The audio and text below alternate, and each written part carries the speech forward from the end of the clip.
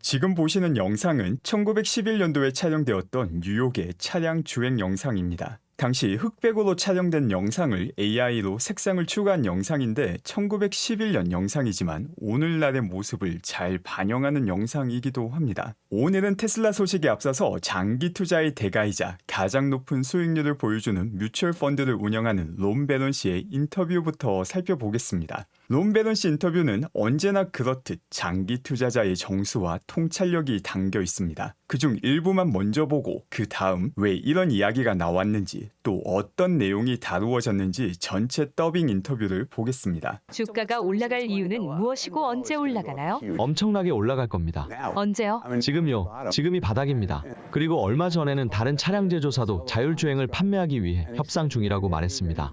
테슬라 이외에는 아무도 자율주행 컴퓨터가 없습니다. 아무도 데이터가 없습니다. 하지만 타이밍은 어떻게 될까요? 타이밍만 알려주세요. 그게 제일 중요합니다. 지금이다 이놈아. 지금요? 그래 지금이다 이놈아.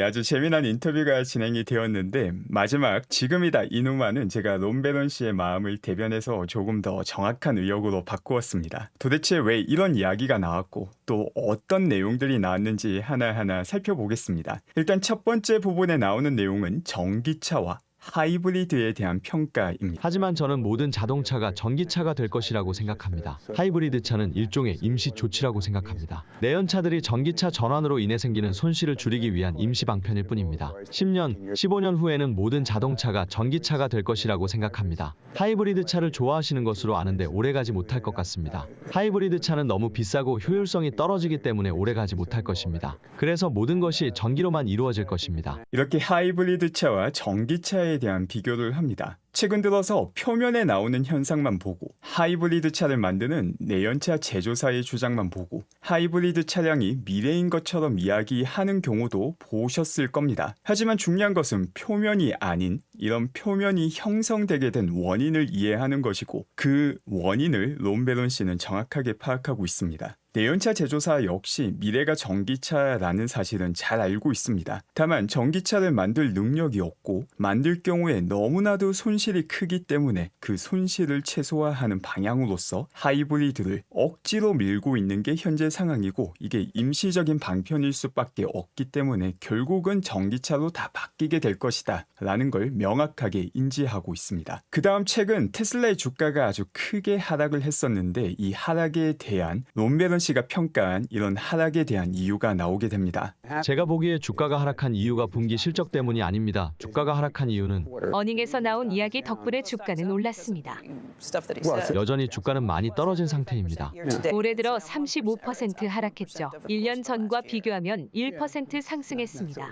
네, 시장이 워낙 강세인 상황에서 1년 동안 1% 상승하는 것은 그리 신나는 일은 아닙니다. 그래서 단기적으로는 걱정하지 않지만 항상 주위를 둘러보면 모두가 부자가 되는 것을 봅니다. But I do look around all the time and see everyone getting rich, and I'm not 저는 가난하지는 않지만 지난 3년 동안 많은 진전을 이루지 못했습니다. progress in the last 3 years. So therefore, 이게 고무줄과 비슷하다고 생각해요. 다시 따라잡아야죠. 그래서 주가가 하락한 이유에 대해 제가 생각하는 것은 사람들이 일론이 저가 자동차를 버리고 로보택시에 올인할 것이라는 우려 때문이라고 생각합니다. and go all into robots 그것이 주식이 하락한 이유입니다. down. 그리고 로이터 통신은 그가 중국과 경쟁할 저가형 자동차 Said he's 25,000달러짜리 자동차를 생산할 새 공장을 취소한다고 보도했습니다. make a little 그런데 중국에서 수익을 내는 회사는 단 한 곳뿐입니다. from China. So there's only 바로 워런 버핏이 투자한 BYD입니다. that's BYD. 이 회사는 분기당 10억 달러를 벌어들이는 회사이고 And that's a 우리 회사는 분기당 40억 달러를 벌어들입니다. 다른 누구도 돈을 벌지 못합니다. 포드, GM은 손해를 많이 봅니다. everyone loses. 모두가 손해를 봅니다. 자, 여기에 대해서도 얼마나 루머가 단기 주가에 악영향을 끼쳤다라고 론 베런 씨가 판단하는지 볼 수 있습니다. 특히나 이번에 나왔던 로이터 통신 소식 같은 경우는 테슬라 맥락을 보고 계신 분이라면 너무나 말이 되지 않는다라는 걸 쉽게 파악할 수 있었음에도 불구하고 실제 주가는 여기에 반응하기도 하였습니다. 그렇기 때문에 테슬라가 가지고 있는 본질을 항상 주의 깊게 보는 장기 투자자분들, 단기 시장의 변동성, 노이즈를 잘 견뎌낼 수 있음은 물론이고 또 적립식 투자를 통해서 이런 상황을 기회로 활용할 수 있음도 볼 수 있었습니다. 그리고 그 다음에 나오게 되는 내용은 테슬라가 가지고 있는 다양한 경쟁력에 대한 이야기입니다. 여기서는 하드웨어 경쟁력을 이야기하고 있는데 사실 조금 더 깊게 보게 된다면 이런 하드웨어 경쟁력을 가질 수 있는 기업 문화와 연결된 내용입니다. 이런 차를 만드는 건 훨씬 더 복잡해요. 흥미롭네요. 어제 모터에 대해 이야기했었죠. 자동차에 들어가는 모터는 대당 $5,000입니다. 100년 된 회사들이 모터 하나 생산에 들어가는 비용이 $5,000입니다. 우리는 $1,000의 모터를 만들 수 있습니다. 하지만 전기차는 더 비싼 배터리를 사용해야 합니다. 물론 알고 있습니다. 지금 제가 하는 말은 내연차 기업이 얼마나 항상 운영하던 방식에 익숙해져서 새로운 운영 방식을 찾지 않고 물건을 더 싸게 만드는 방향으로 운영되지 않고 정체되어 있는지에 대해 이야기하고 있습니다. Operating oriented toward making things cheaper. 일로는 다른 사람들이 $5,000를 들여서 하는 일을 $1,000로 할 수 있습니다. 정말 놀랍습니다. We wanted to be an electric car, a gasoline car company. All I'm pointing out. 제가 지적하고 싶은 것은 내연차 회사가 제품을 더 좋고 더 저렴하고 더 빠르게 만들려고 노력하지 않고 고착화되어 있다는 점입니다. 그렇게 할 인센티브가 없습니다. 네, 이거 역시 앞쪽의 하이브리드 차량과도 연결이 되어 있습니다.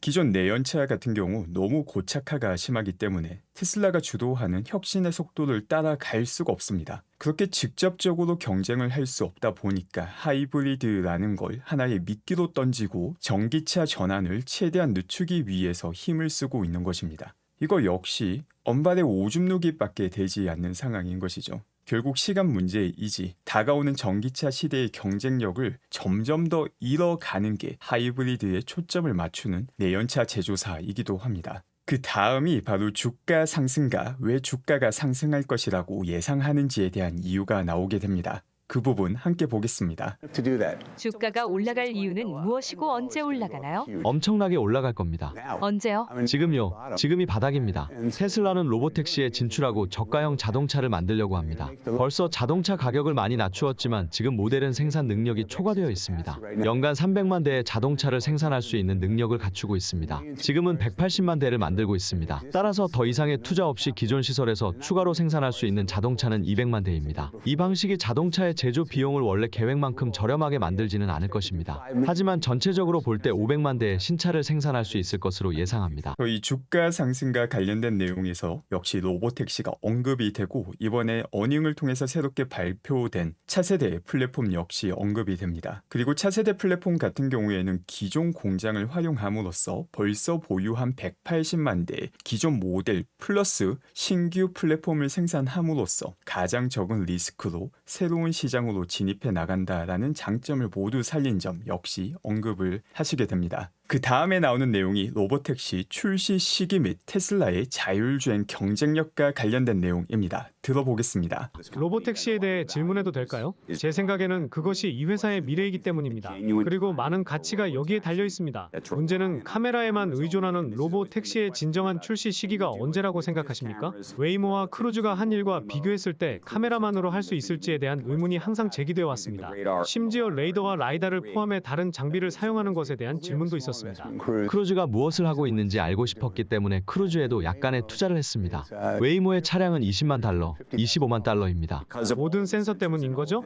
그들은 비용을 줄이려고 노력하고 있습니다. 우린 소프트웨어로 해결 가능합니다. 기본적으로 현재 테슬라가 가진 장점은 600만 대의 자동차를 판매했다는 점입니다. They have 그리고 400만 대는 데이터를 수집하고 있습니다. 4 million are collecting data. 데이터가 가장 가치 있는 것입니다. 90일마다 컴퓨팅 용량을 2배로 늘리고 있습니다. 저도 동의합니다. 문제는 얼마나 빨리 이런 것들을 실제로 적용할 수 있는지에 대한 타이밍 문제입니다. 저는 방금 캘리포니아에 있었어요. California. 지난 일요일에는 베일에 있었는데요. AI 및 자본 지출이 어떻게 진행되는지 보고 싶었기 때문입니다. 그리고 그게 일요일이었죠. And then that was on Sunday. 그리고 월요일에는 오전에는 스페이스X 엔지니어 및 재무 담당자와 함께 LA에 있었습니다. 오후에는 테슬라에 갔어요. Afternoon. 그리고 자율주행 팀원들과 컴퓨팅 팀원들과 함께 있었습니다. 그때 제게 이런 말을 했습니다. And then afterwards, they said, 론, 우리가 얼마나 놀라운 발전을 이루었는지 보시겠어요? is that the first 11 11버전까지는 일어나는 모든 일을 모두 코딩하도록 설계해야 했습니다. so that they had to code every. 이제 모든 것이 AI로 이루어집니다. It was 코드로 자율주행은 불가능했습니다. 그래서 2, 3년 동안 진전을 보지 못했습니다. 그들은 정체기에 빠져 있었습니다. 그리고 이제 버전 12가 나왔습니다. 거기에 엄청난 양의 데이터를 보유하고 있습니다. 이제 그들은 인간이 할 수 없는 것을 알아낼 수 있는 컴퓨팅을 갖게 되었습니다. 이제 테슬라는 자율주행의 모든 것을 알아낼 수 있는 컴퓨팅을 갖게 되었습니다. 이제 자동차의 자율주행이 눈앞에 다가왔습니다. 그래서 제가 말했죠. 좋아요, 보여주세요. 그래서 몇 시간, 2시간, 3시간 정도 해봤습니다. 그리고 뉴욕으로 돌아가기 전에 어떻게 작동하는지 보고 싶다고 말했죠. 그래서 주차장에 들어갔어요. 그리고 차에 탔어요. 애널리스트가 저와 함께 있었습니다. 전산 담당자도 있었죠. 그리고 투자 담당자가 있었습니다. 저희는 차에 앉아 있었습니다. 그래서 어디로 가고 싶으세요? 스티브 잡스의 집을 보고 싶어요. 그리고 주소를 입력합니다. 그리고 차에 탔죠. 차가 알아서 운전합니다.